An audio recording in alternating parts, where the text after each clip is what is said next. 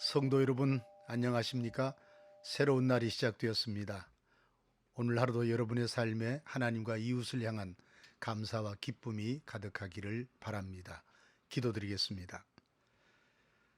전능하신 하나님, 이 시간 새벽을 깨우며 주의 은혜의 보좌로 나아가는 주의 자녀들을 영접하여 주옵소서. 어제의 허물은 용서해 주시고 오늘의 삶에 은총의 손길로 함께하여 주옵소서. 저희가 기도할 때 저희를 만나 주시고 말씀 들을 때 주의 음성을 듣게 하옵소서. 먼저 그 나라와 그의 의를 구하게 하옵소서. 내일 일은 내일이 염려할 것이니 모든 염려를 주님께 맡기고 믿음으로 새날의 삶을 시작하게 하시옵소서. 예수님의 이름으로 기도드립니다. 아멘. 이 새벽에 함께 묵상할 하나님의 말씀은 신명기 2장 1절에서 7절입니다. 이 말씀을 제가 읽을 때 마음을 모아 함께 읽어주시기를 바랍니다.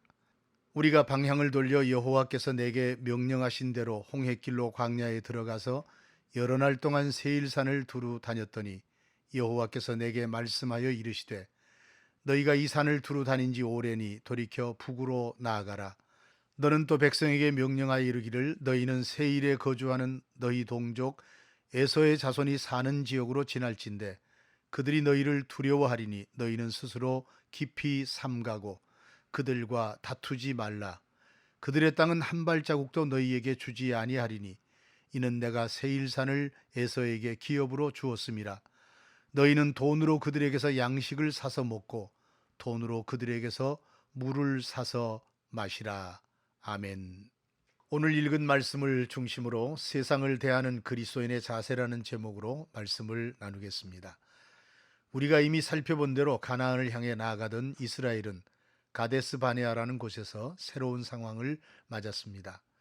그것은 그들이 가나안을 정탐한 후에 그 땅 사람들을 두려워하여 더 이상 전진하지 않겠다는 것이었습니다.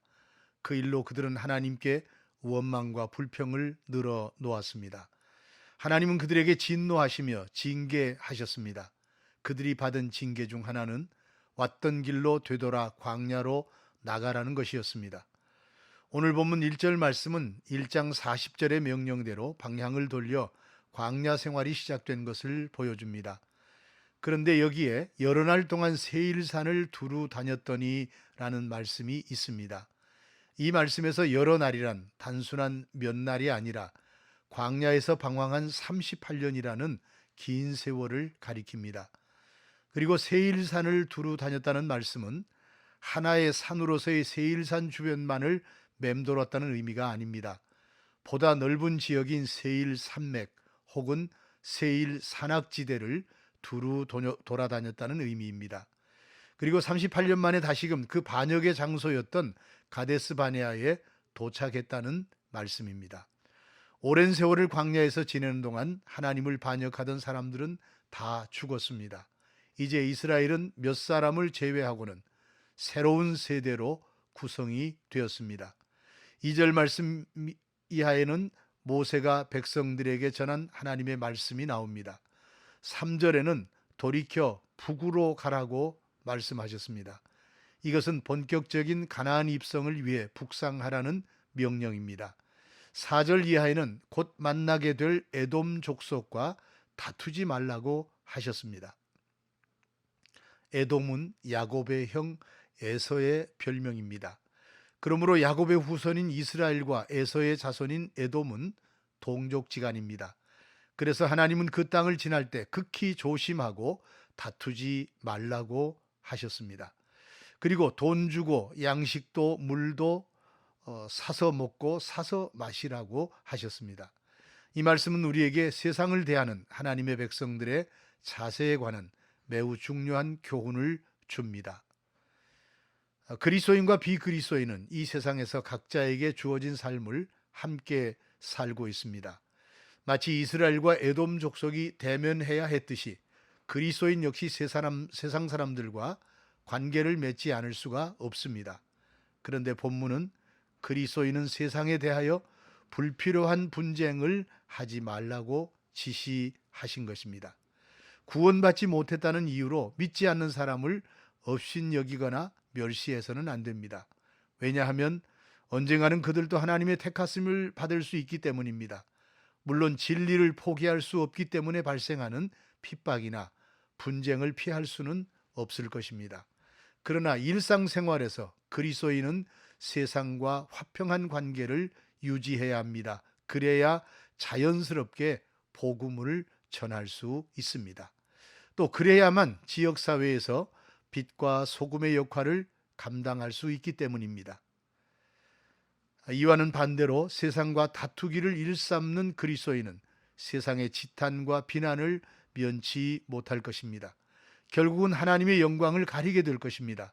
그러므로 사도 바울은 우리에게 세상의 권세를 인정하라고 가르칩니다. 에돔 족속과 싸우는 것은 하나님의 뜻이 아니었습니다. 마찬가지로 우리는 세상과의 불필요한 분쟁을 하지 말아야 합니다. 오직 복음을 전파하며 세상에서 빛과 소금의 역할을 잘 감당하는 성도들이 되시기를 바랍니다. 그런데 우리가 세상과 화평을 유지하며 세상의 귀감이 되기 위해서는 세상과의 정당한 관계를 유지해야 합니다. 6절을 보면 양식도 물도 돈을 주고 사라고 하셨습니다.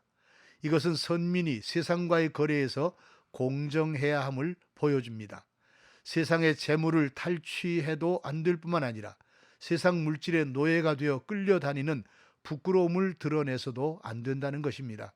그러려면 그리스도인은 세상의 재물에 대해 욕심내지 말아야 합니다.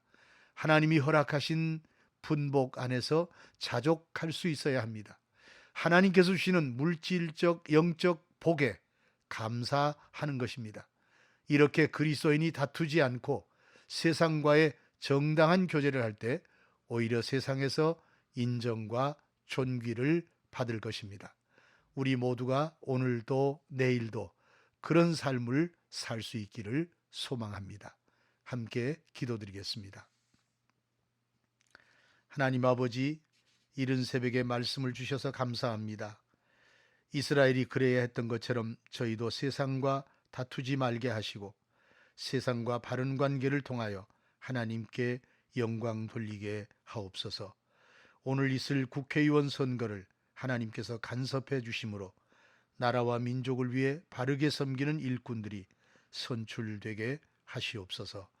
예수님의 이름으로 기도드립니다. 아멘.